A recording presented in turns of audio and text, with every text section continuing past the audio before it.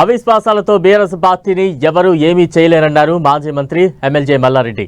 తెలంగాణ భవన్లో మల్కజ్గిరి పార్లమెంట్ ఎన్నికల సన్నాహక సమావేశాన్ని ఆయన నిర్వహించారు.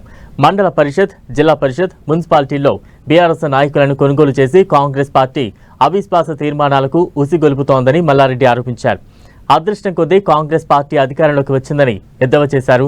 ఎవరు ఎన్ని కుట్రలు చేసినా రాష్ట్రంలో మళ్లీ వచ్చేది బీఆర్ఎస్ ప్రభుత్వమేనని స్పష్టం చేశారు. కాంగ్రెస్ పార్టీయే 1000 మీటర్ల లోపల ఉందని మల్లారెడ్డి ఎదురుదాడి చేశారు.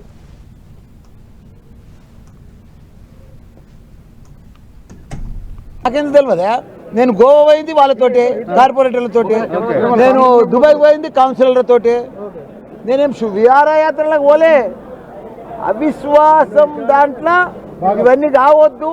బాగా మెంటలీగా ప్రాబ్లమ్స్ ఉంటే కౌన్సిలర్లు కానీ కార్పొరేటర్లు కానీ డిస్టర్బ్ ఉంటే వాళ్ళని దోలుకపోయి సముద్రం ఒడ్డుకు అక్కడ చేస్తే కూల్ అయ్యి వస్తుంది. మెడికల్ దోలుకపోయినా సక్సెస్, పిడితాజ్ కూడా తీసుకుపోయినా సక్సెస్. ఇప్పుడు మా దగ్గర ఇప్పుడు మళ్ళీ గోవాకు ట్రిప్ వేస్తారు మన పోచారం వాళ్ళు, మన తుమ్కుట వాళ్ళు. గోవాకు పోతారు, హ్యాపీగా తిరుగుతారు. గోవాకు పోయి ఏం చేస్తావు? గోవా ఆడ 3 బీచ్లు ఉన్నాయి. మంచిగా ఇంత మంచిగా బీచ్ల పక్క కూర్చుంటే కాశీకి పోతే నీకు దర్శనం ఇప్పిస్తావా?